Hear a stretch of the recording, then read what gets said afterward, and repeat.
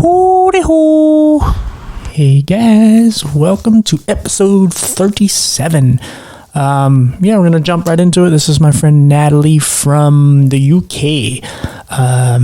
She's fantastic. I know I'm running out of words, guys. Bullet, you get out of here. There's a dog barking. He's not mine though. He's just a pain in the ass neighbor dog. But yeah, she's great. I never heard of this condition before, so I'm just gonna let her tell it. She says a few things that may be hard to understand because of being from a different land, but you should be able to pick it up.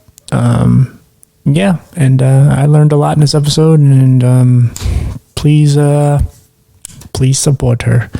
And all right, welcome, Nattelie. All right, guys, we are here with another guest. As I said, I've constantly been searching for new people, and it's amazing how many people have come out and just wanted to tell their story, and I'm starting to get more and more people outside of North America. So my next guest is, can you just tell me your name and then where you're from and what's your condition? Hi, I'm Nattelie, and I'm from England. I've got full body complex regional pain syndrome. Okay. So what is that something that you're born with, and what is that condition? It's an acquired disability. It's most commonly caused by a minor injury.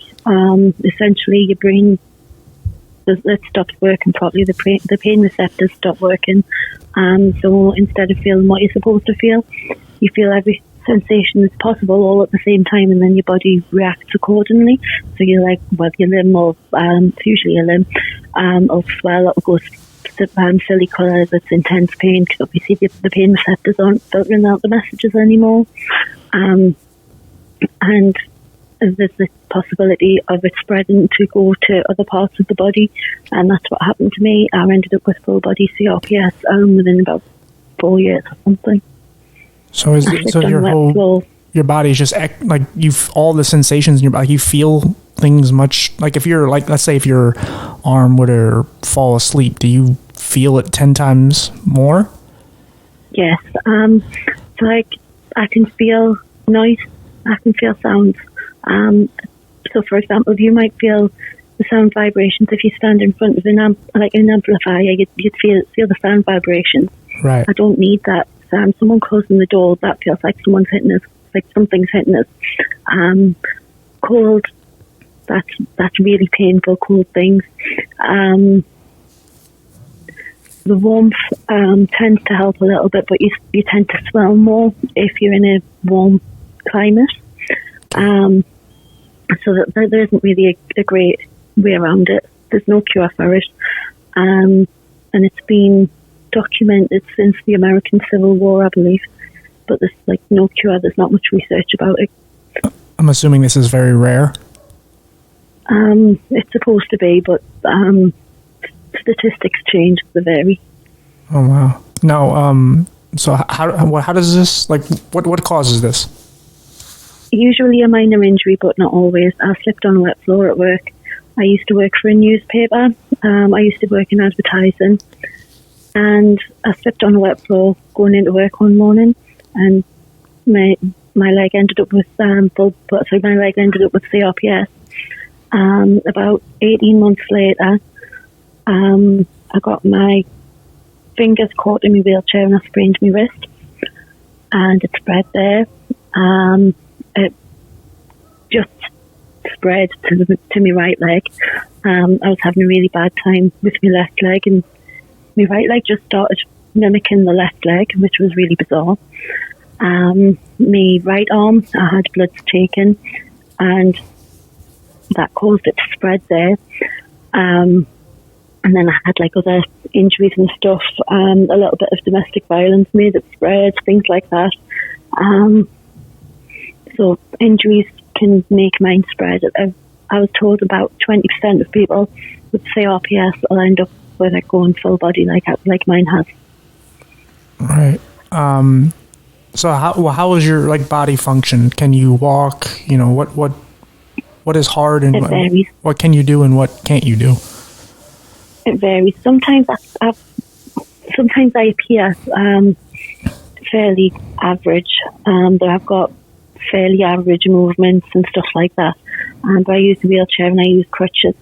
Other times, my legs will turn in, my feet will turn in. I'll not be able to write.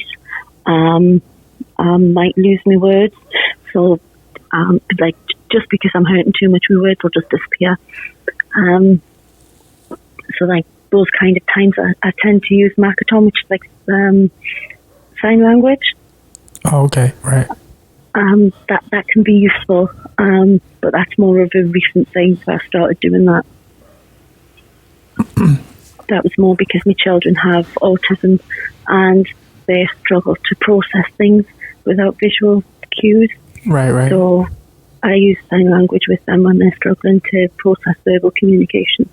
Right. How old were you when this happened to you? It first started anyway? I was 19. 19. Okay. Wow. You're really young. I'd been working for the newspaper for about 2 years, and I was late for work one day. Well, it wasn't late, but later than usual.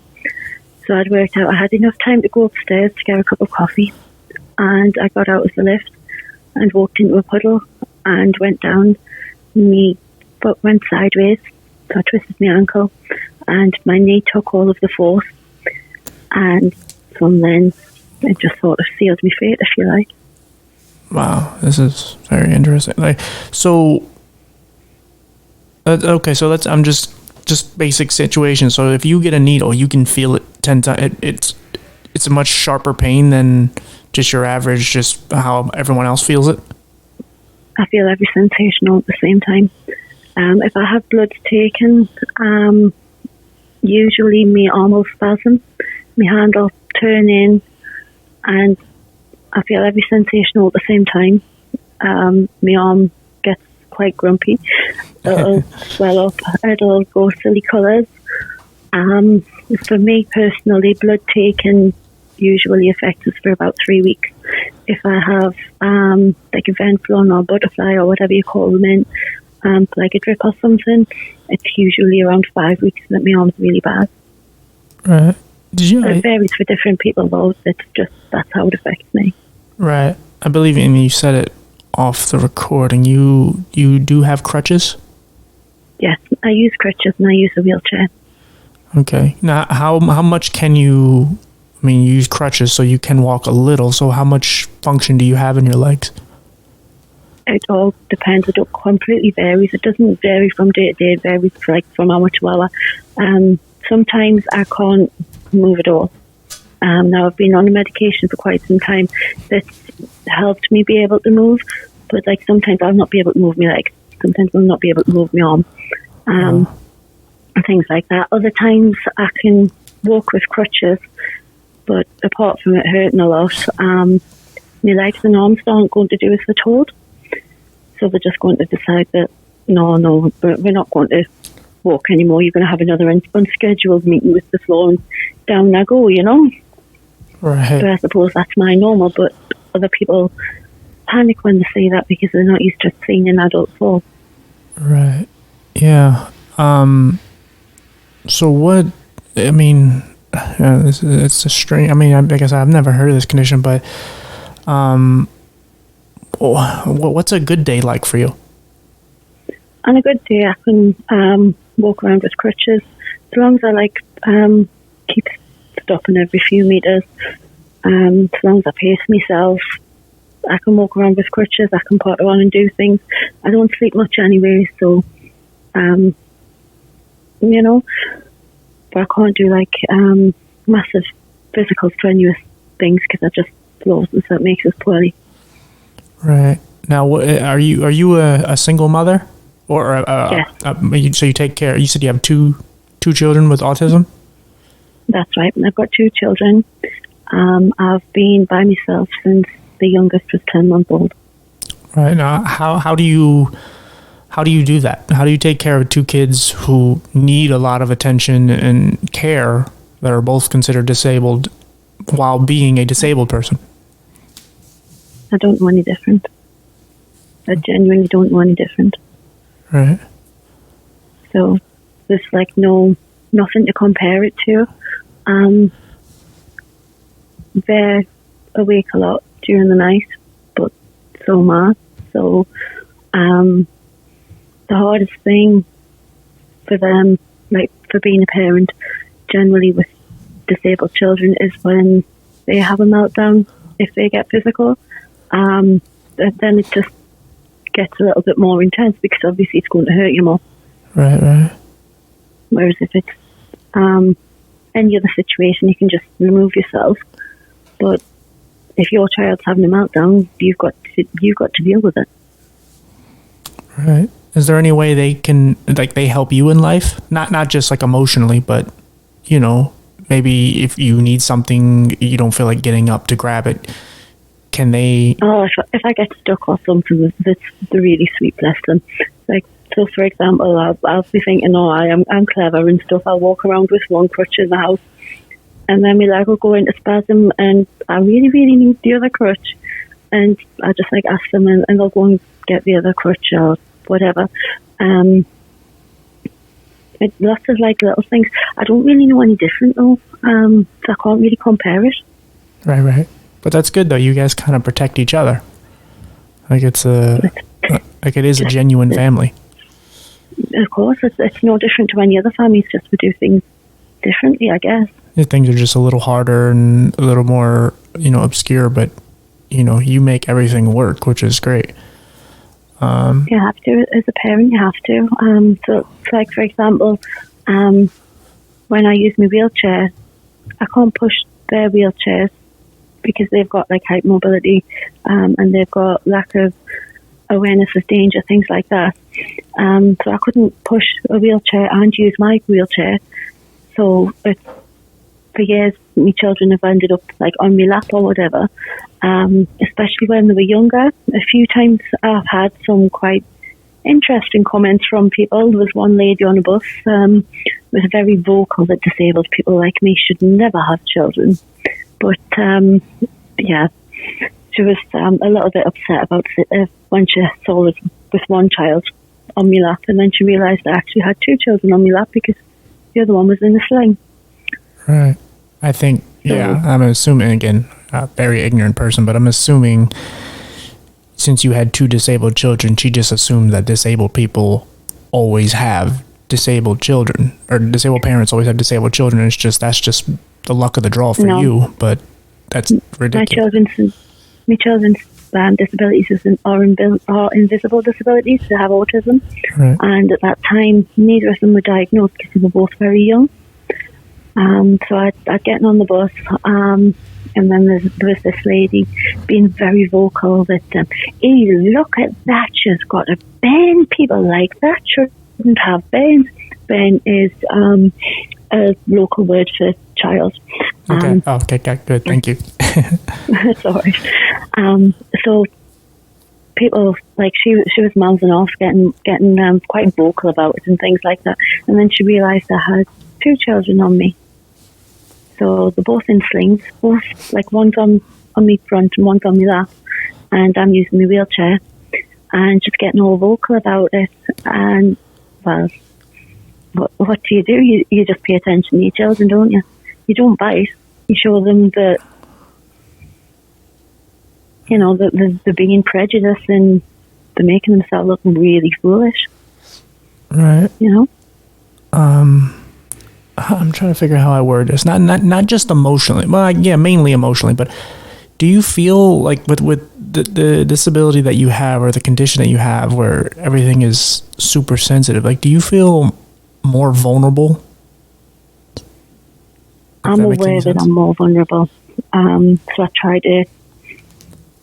Well, I try to keep my distance a little bit from people physically. So, like, when social distancing came in, it's not really a big deal, because I don't really like getting close to people that I don't trust anyway. Right. So you've got to be extra vigilant that, I can't be somewhere loud for too long and things like that, because then you lose movement. if you go into a bar or something and people start getting rowdy, you try and back off to somewhere a bit quieter. If there's going to be someone starting a fight or something, you get away from it, because you know that if you get hurt, it's going to make you bad for quite a while. Right.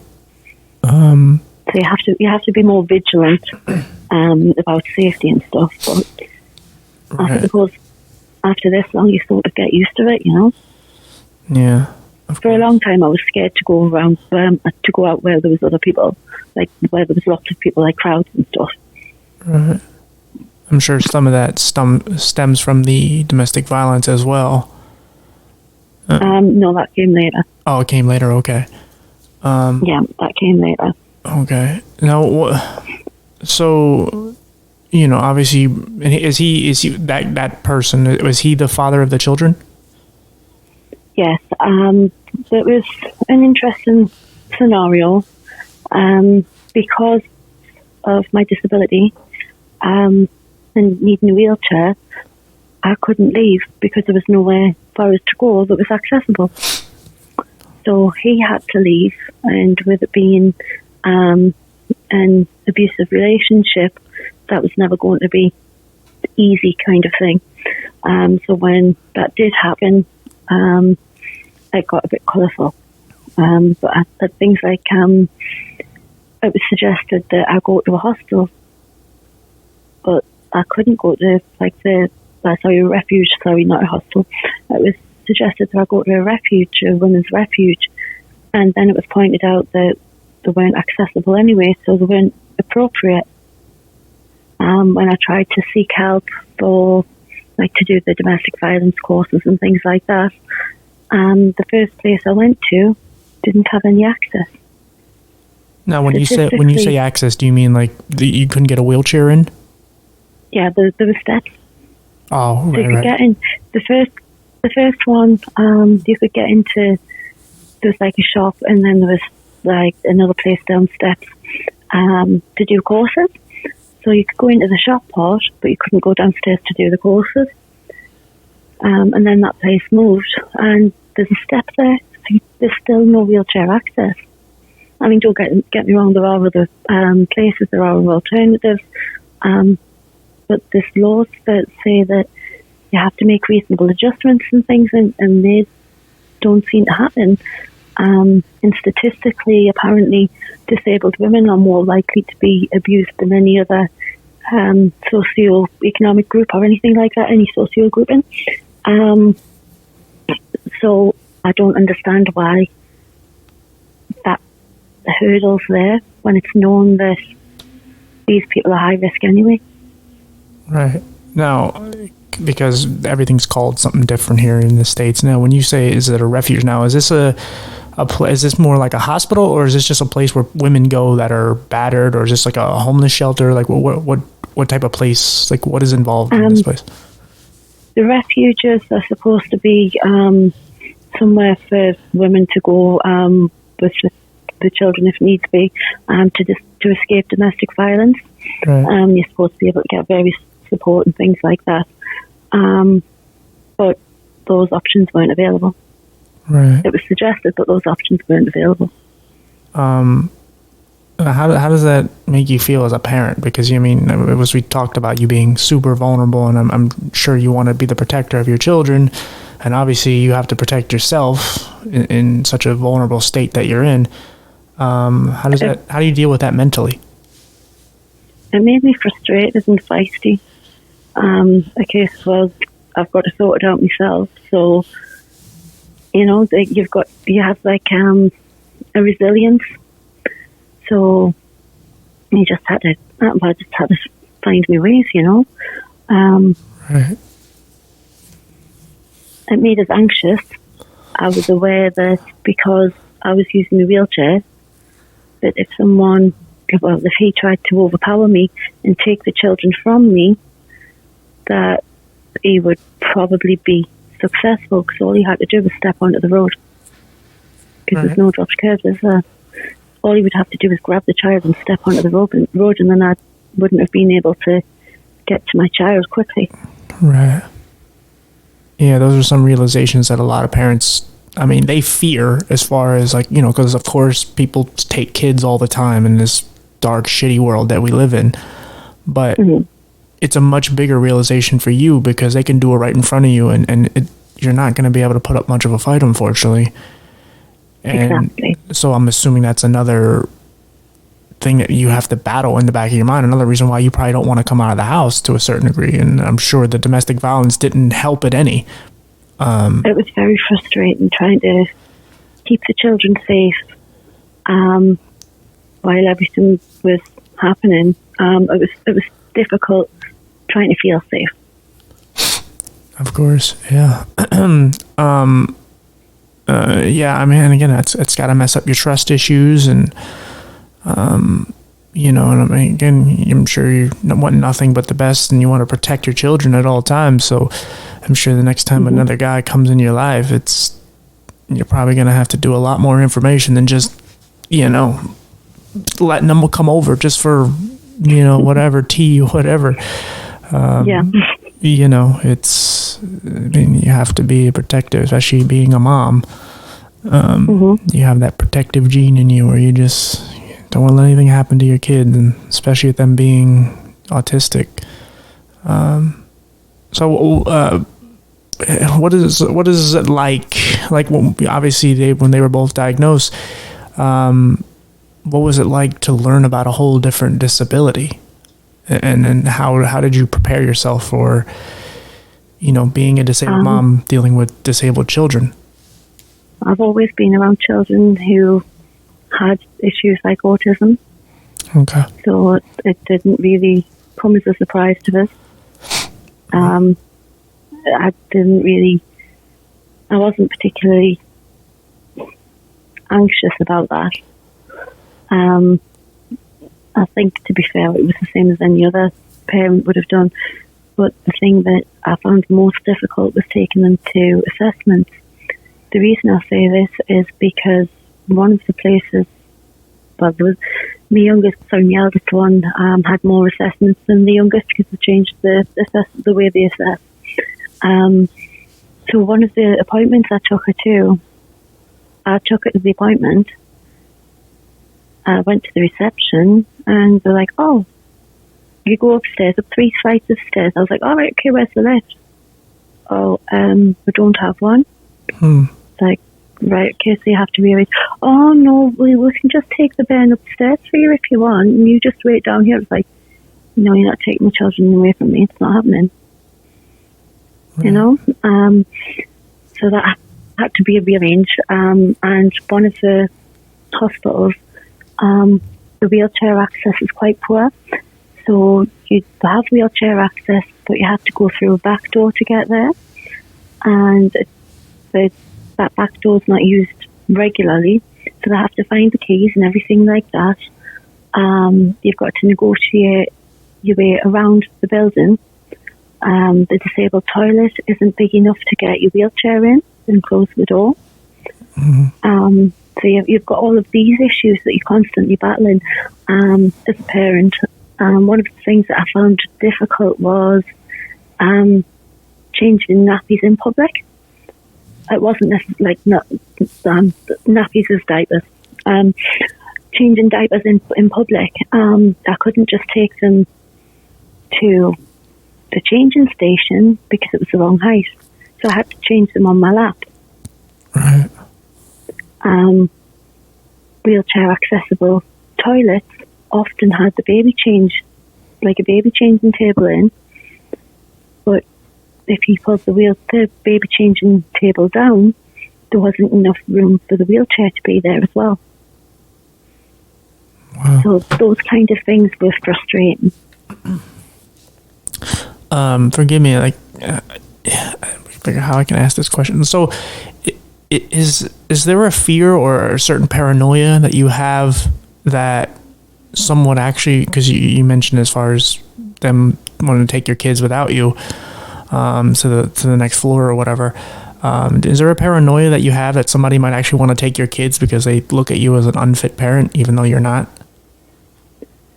No, but had been threats of my children being taken by their father when they first left the family home. Right. So that was quite an anxious time. Oh yeah, I could imagine. Do you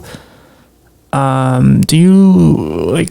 Are you more so angry and you know? I don't know if you're religious, but do you look at it like why me, or do you look at it like, do you think this is just like a blessing in disguise type of ordeal, like your life and your disease and your condition?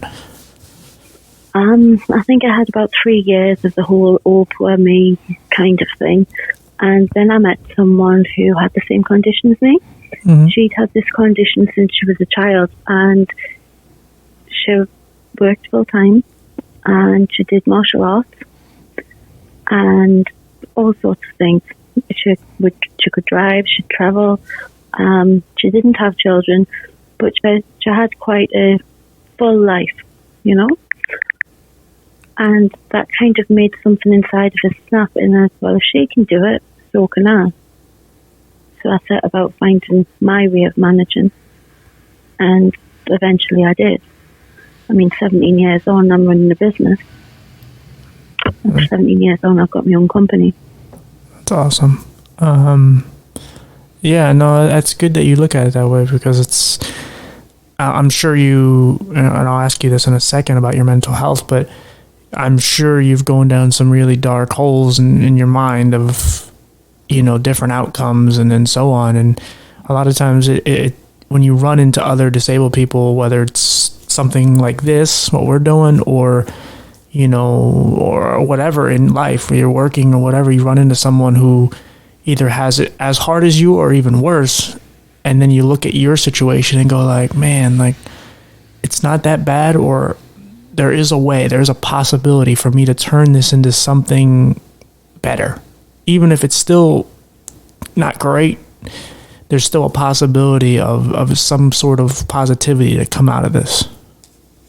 I think it's important to be inspired by other people's success and determination, those kind of things. But I don't think there's any point dwelling. Everyone's going to. You're going to have like depression and anxiety and things like that, especially with an acquired disability. But it's not productive. It's not productive energy.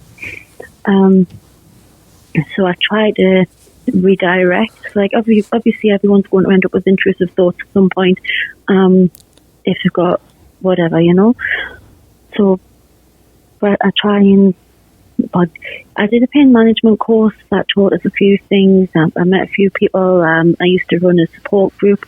The support group we were very proactive in positivity. If someone was on the forum and they were doing the whole depressive or poor me thing, you tried to help them. We didn't dwell. It was focused on the good things, because if you focus on the bad things, you're going to spiral down. Right. Now, I mean, you're obviously in a much better place mentally right now, but did you have some dark days where you just were stuck in your depression and it was hard to get out of? Well, CRPS is dubbed the suicide disease because there is no cure, and it's the most common cause of death with people with CRPS and suicide, because they get desperate trying to stop the pain. Wow. I think I don't know an adult with CRPS who hasn't had those kind of thoughts. At one point, I was begging the doctors to amputate my leg, which is a treatment, but it's not a very common treatment. It's more of a last resort, and I wasn't really given that option. No matter how much I asked, it didn't happen, kind of thing. And then it spread. Theoretically, it would have spread anyway, whether or not the limb had been amputated or not. So it doesn't really matter in that sense. But I remember asking for that. If I dream, it's really bizarre. If I have dreams, it's not very often that I do. I often dream that I'm cutting my leg off, because that's where it hurts. that's the source of the pain and stuff. Apparently that's quite common with people with CRPS, because you disassociate from the affected parts of your body. Right. What did you feel, and what is it like to be told that you have a condition that they can't fix? That was so long ago now. I remember being depressed and stuff, but then you can't stay like that. You have to look for the positives. You have to turn things around. You can't stay low. There's no point wasting all your energy. You're going to be here for a long time. What was the positive thing that kind of What was the positive thing that kind of brought you back to kind of a positive, mental state? Photography. Say that again. It used to be art. Photography. Oh, photography. It used to be art. Yes, it used to be art. But then I retrained in photography about 5 years or about 7 years after I had my accident, something like that. Uh-huh. 5 or 7 years, something along those lines. Because I couldn't draw anymore when the nerve damage hit my hand. So I retrained in photography, and that just sort of became my focus. And then it was my dream to have my own photography studio, to have my own photography business, to have my own studio, things like that. And it took 12 years, but I got there. I ended up getting my photography studio last year. Okay. Well, yeah, that's good. You found a passion. Thank you. Yeah, you found something worth living for. Even I think some people think they need to find a person or a career or something, but you could literally, it could be a television show that you like, or it could be whatever, like you said, photography. It doesn't even have to be your career. It could just be something you just like, taking pictures of flowers or animals, or and that's what keeps you going. And at the end of the day, if that's what it is, and so be it. I think to manage, sometimes I found that it's easier to have a reason, a focus, and a goal. Now the reason for the reason for anything really, like any mother, is my children. That's the reason that I crack on every day, that I wake up and do everything every day. It's my children. They need that. They need me to carry on and show them what's right and all the rest of it, Right. So, and then my focus is my photography. That's awesome. And my goal is to have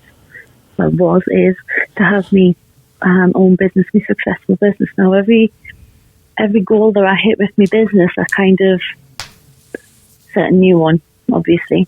And that kind of works, and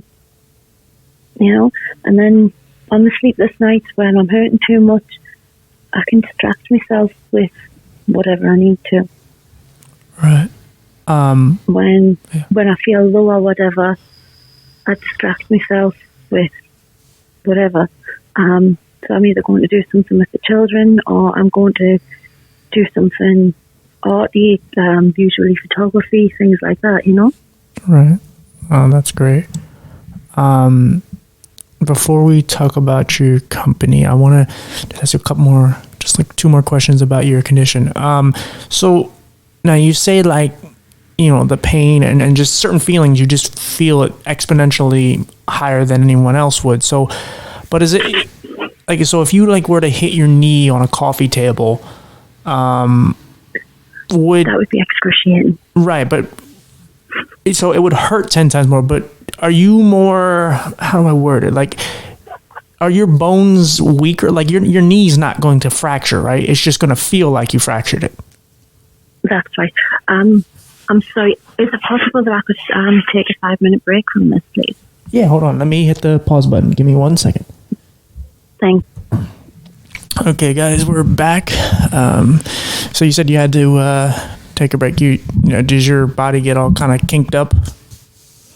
Yeah, you have to take breaks regularly, partly to keep moving, and partly to be able to focus, because when you hurt a lot, you focus, it fluctuates. I've had this for 17 years now, so I'm quite good at masking. I can bluff my way through conversations a lot, but it gets to a point where you have to stop to be able to refocus and move around and stuff. Otherwise, you're just not very good with it, you know. So that's really that's what that was all about, to be fair. No, you're good. I mean, so when they hear this, it's going to be like 2 seconds and you're back on. So, yeah. But yeah, you were going for like 5 minutes for the audience. Yeah. I mean, is it mainly because of your condition? Like how long can you sit without? I mean, on an average, how long can you sit without actually moving and getting up? I'm about half an hour, then I start losing. My limbs will start feeling more tight and things like that. Right. If I don't move, I lose the ability to move. So, like when I first got bad, I was scared to move because it hurt. You know, because your body sends the pain signals to a normal person with normal neurology. They mean that there's an issue, that there's a problem. That there's a danger not to move, whatever. So like a broken arm or whatever, your body's telling you not to move it because it's damaged. So that's what the pain is. Now my body's lying to me. The pain receptors don't filter out the pain messages anymore. So I feel pain all of the time. Mm-hmm. But obviously when I first got bad, when I first got unwell, I didn't know that. I didn't understand that because I thought it was something acute, something fixable, like cartilage damage or something like that. And obviously it wasn't. It was complex regional pain syndrome. So it took a while to get my head around the whole, you can move, you're not going to do more damage by moving. Yes, it hurts, but suck it up, buttercup, you know? Mm-hmm. And it took a while to get my head around that. There's other times when I'll try to move and I physically can't move. It's very frustrating. It's very much a case of use it or lose it with CRPS. So if you don't move, you lose your movement. And then it takes a long time to be able to build it back up. Yeah.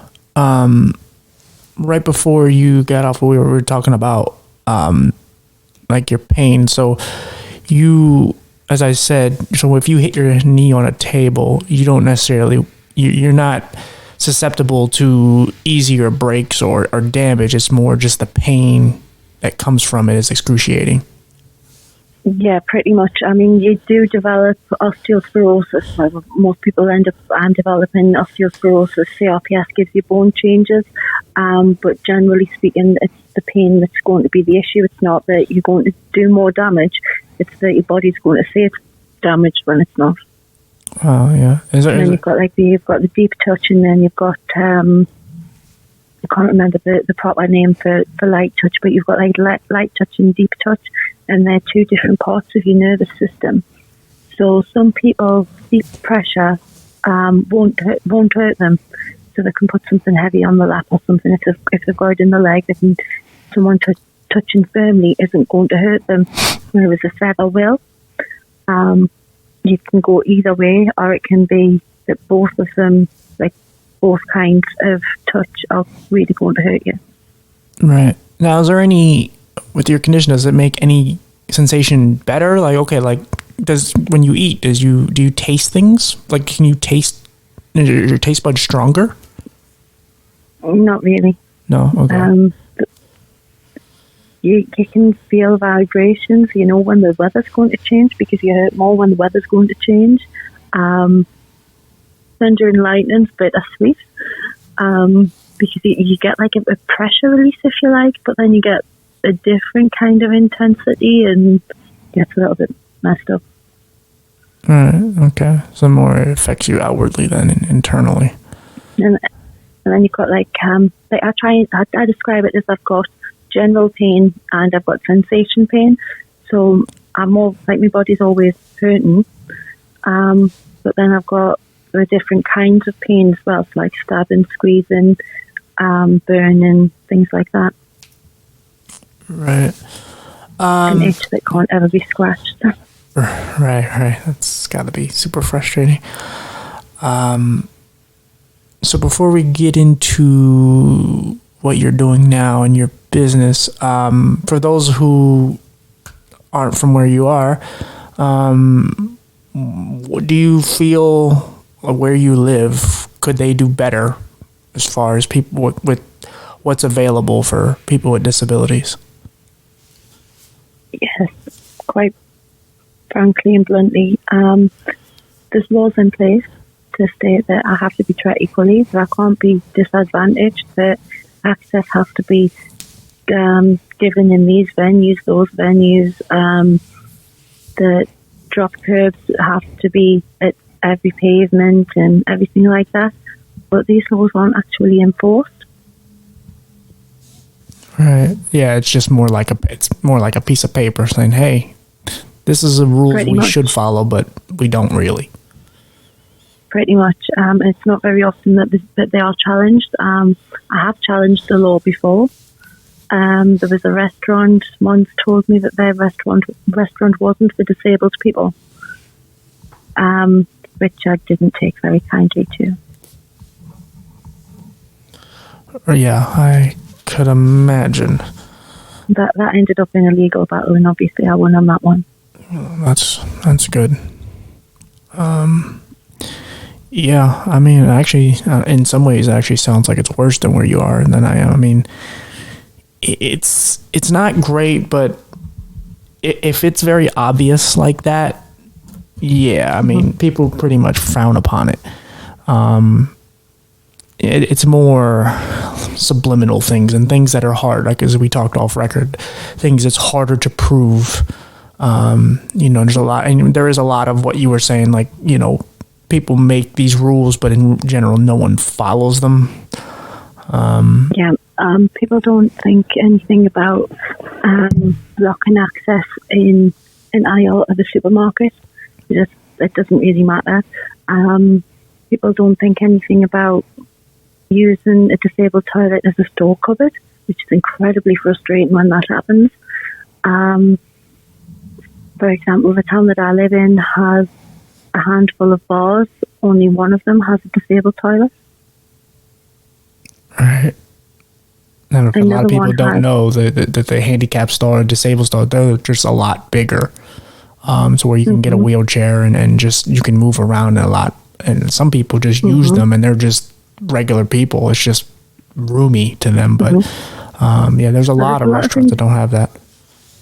There's a lot of invisible disabilities. From anything from autism, anxiety, Crohn's disease, there's a colostomy bag, things like that. There's all sorts of invisible disabilities. And people assume because people with invisible disabilities use the toilet as well, that the toilet's going to be abused, so they often get locked. So that makes it difficult for everyone concerned because, well, an able-bodied person going to the normal toilets, the average toilets, they don't have to go to the toilet.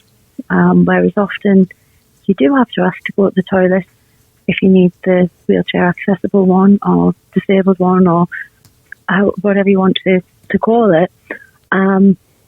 Sometimes they're locked with a radar key. That's like a national scheme. It's one kind of key, and the same kind of lock is supposed to go for like every disabled toilet.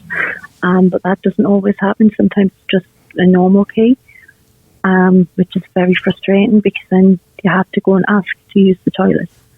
Now, the people who are most likely to use those toilets are the people who are going to have more issues.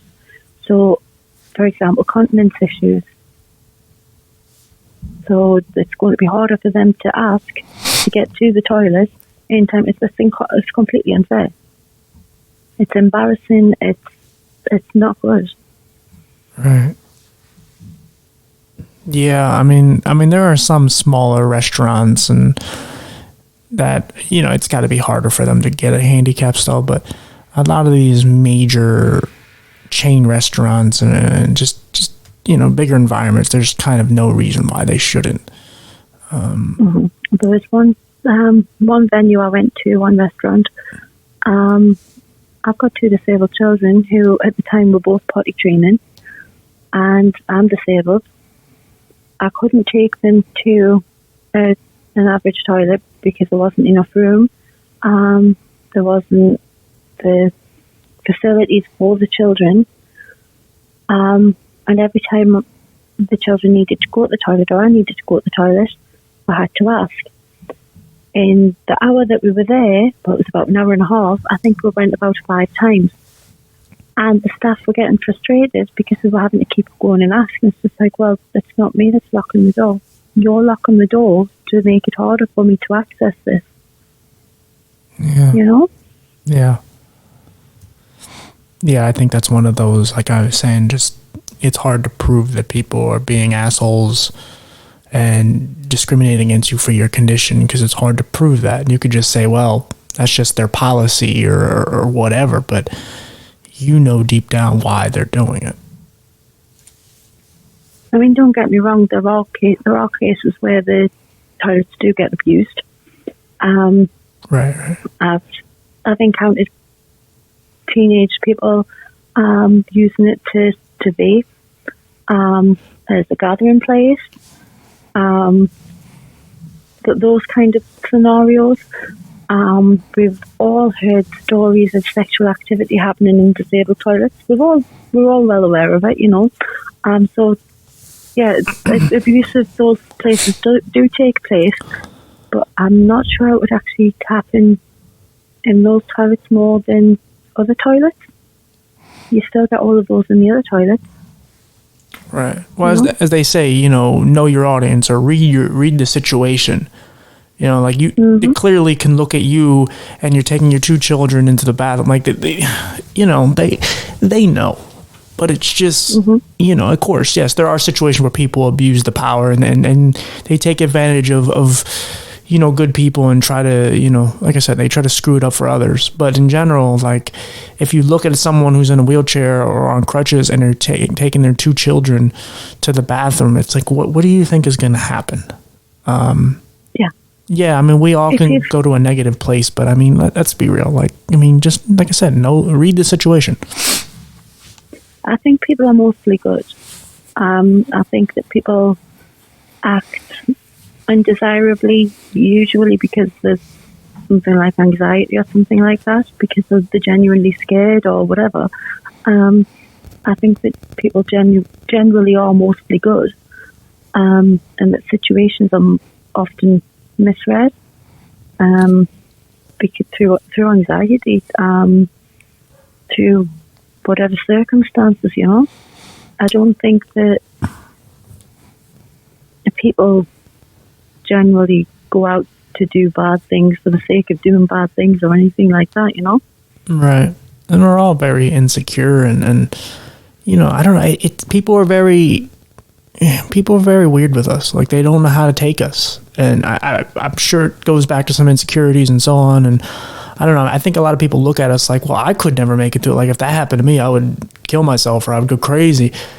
And it's just, they go down some weird hole where they just don't, it's like they just don't know how to treat us. They don't know how to act around us. It's like, hey, like, we're human here. Like, you know, yeah. It's the case of you. Yeah, go ahead.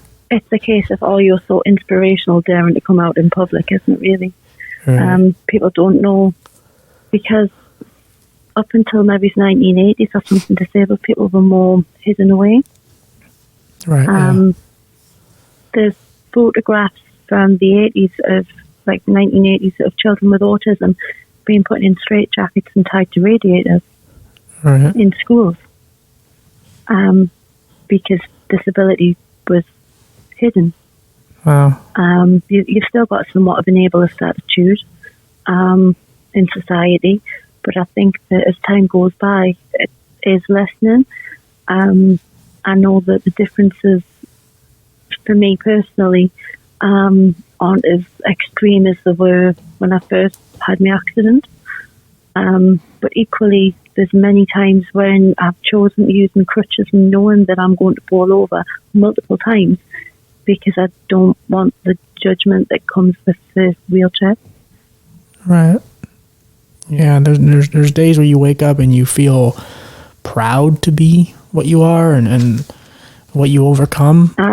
But generally speaking, I don't really care how people view it.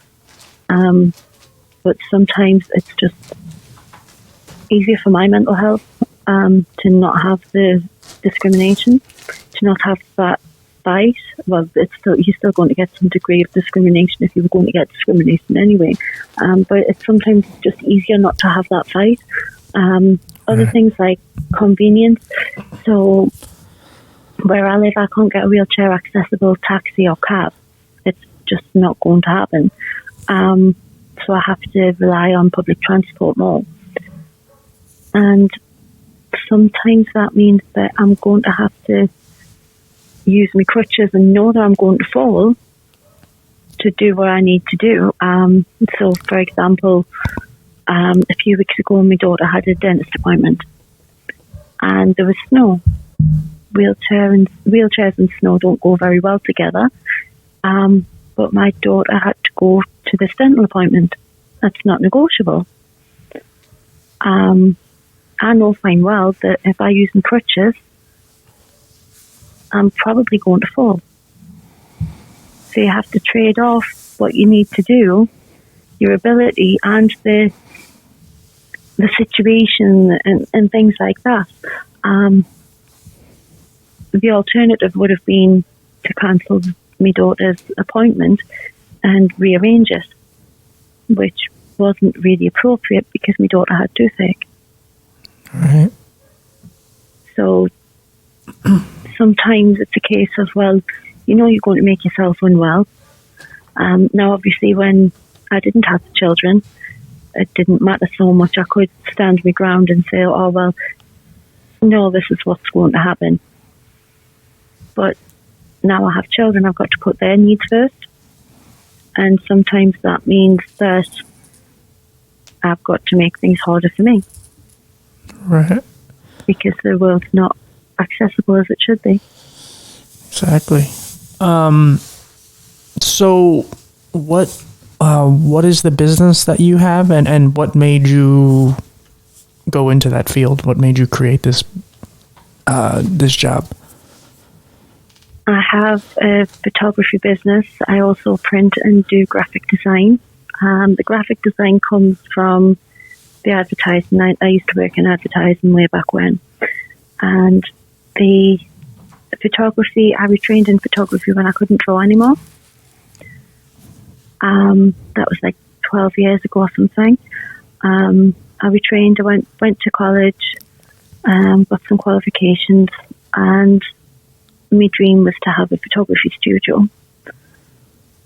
I got pregnant, I had my children, and then last year, lockdown happened. Now, just before last year, I decided, like, right, okay, I'm going to do it. I'll just hire places as and when and do whatever, and work towards getting the photography studio. As it happened, during lockdown, somewhere was pretty much landed in my lap. But during lockdown, I started printing as well. I learned how to print. People were struggling a lot with not being able to go out or only being able to go out with purpose. And for me, it was a bit like, well, yeah, that's my normal. The whole, I've got to do my shopping online, so why are you getting yourself all upset about shopping online? Sure, I'm restricted. I can't do the things I want to do like everyone else. But in many senses, it was a bit like, well, welcome to my world, because all these things that people were struggling with were often my norm. So, like, not being able to go out as often. Well, I can't go out as often as I used to or as I want to. That doesn't mean that I don't go out, but I'm still limited. Not being able to go into a bar, well, yeah, you can't go into most bars with a wheelchair anyway. They've mostly got steps, you know. Having to shop online, not being able to see people easily. Well, I use crutches in a wheelchair. I can't go into other people's houses easily because the majority of them don't have wheelchair access. The majority of them have too many steps for me to get up. I can't do steps. So I can't go and visit my friends and things like that. So it was just more of a case as well, right? Welcome to my world, you know? So everyone else is panicking over the changes, and sure, I'm panicking over the COVID drama, about not being able to do the things that I'd usually do, but not to the extent that other people have, because I was already halfway there anyway, you know? So I kind of found it, I found it fitting, I suppose, to start printing. That started with a friend of mine asking if I could make a mug. So I started printing. I started with mugs, then I started with T-shirts, slates, things like that, coasters, anything really. I got the studio, and I've upgraded my studio within 3 months. We're in another lockdown in the UK. But yeah, I've achieved my dream. That's great. Obviously, when you achieve your targets, you move the target, you know. But yeah, it was a bit of it was difficult trying to find somewhere that was suitable. So I was very lucky that this place sort of like just appeared, if you like, because I've got to think of wheelchair access. I've got to think of turning circles. I've got to think of accessibility for travelling. And all of these things. What is turning circles? Don't necessarily have to think of. Sorry? You said turning circles. What is that? Turning circles. Oh, turning circles. Turning circles. Yeah, the turning circles is the area in which a wheelchair needs to be able to turn around. Okay, gotcha. Never heard the term. So you achieved your goal. Is it as satisfying as the journey? Because a lot of people get to where they want to get to at some point, and it's almost I'm craving more. You're craving more, right? So what's I crave more. Yeah. So then what is your next goal? Where do you want to go? I don't know. I don't want to say in 5 years, but you know what I mean. Like where do you want to be from here on out? Like what's your next goal? Well, my ultimate goal is to be able to buy a house with, well, it would be a bungalow because I need a bungalow for my wheelchair. It would be to buy a bungalow that's big enough to have a sensory room for my children. Right. That's my goal. But from a business bungalow point a home? of view, sorry, is a house? Is that a house? A bungalow, is that a house for those? Yes, a bungalow is a house all on one level. Right. Okay. Gotcha. Like no stairs. Sometimes the steps outside, they're no good for me. But a bungalow is a house all on one level. So, for example, where I live now, I've got a lounge, I've got a kitchen, bathroom, and 3 bedrooms. Mm-hmm. That's probably one of the bigger bungalows that you can get. I want one with a dining room and a sensory room for the children as well. Right. Just for people who don't know, what is a sensory room? A sensory room, you've got different equipment, mostly things like lights, touching things, like different things to touch. It stimulates your senses, and that's really important for children, people with various disabilities such as autism. They often have things like sensory processing disorder, where they get fixated on certain things, or they can't tolerate certain things. For example, you'd not be able to tolerate certain fabrics touching your skin, and you might crave touching other fabrics. So you might like to stroke silk, and it might really calm you down.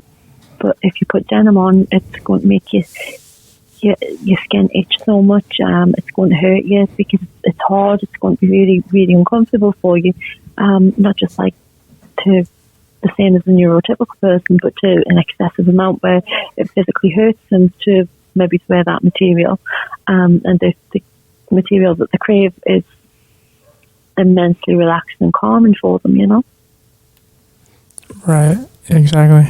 I mean, I don't know if I mentioned this off the top, but like we actually just met today. This is our first conversation we've ever had, and I'm very happy that I've met you. And we're definitely gonna stay friends outside this. And I'm very proud of everything you've made it through, and what you continue to do for you and your children, and just as an example of someone who has a disability. And I'm very, very sure that you're going to complete whatever goal that you set, because you've already accomplished so much already, whether you know it or not. You. So I really do appreciate you doing this. Is there any, just in closing, do you have any, inspiring things or anything just to tell anybody who's going through, whether it's a disability, mental health, or just going through whatever that's bringing them down? Is there anything you have, any advice? Just stay true to you. Catch your stars. You're as strong as you want to be. There are ways to do absolutely anything that you want to do. You just got to think outside the box and find different ways to achieve. Don't give up. It might have only taken other people a year or so to retrain and start the business. It took me 12 years, but I got there. I did it. If you focus, if you stay true to yourself, you'll get there. Make your goals realistic and achievable and measurable, and you'll get there. Exactly. Yeah, seriously, thank you for doing this. I really appreciate it. You're very welcome. It was lovely talking to you. Of course, and I will text you in a few, and I'll let you know how it came out. Fabulous. All right. Thank you very much. Of course, take care. You too. All right, bye.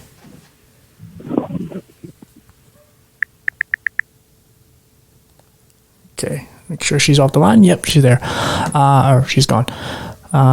Yeah, that was great. I hope the language barrier wasn't too much for you guys. I did understand pretty much everything she was saying. I tried to kind of get a couple things out of her. Like, I kind of knew what a bungalow was, but I also wasn't sure to a certain extent. I have watched a lot of British television, and I do enjoy it. But even the shows that I enjoy, sometimes they're hard to understand. But in overall, you can kind of get everything from what she's saying.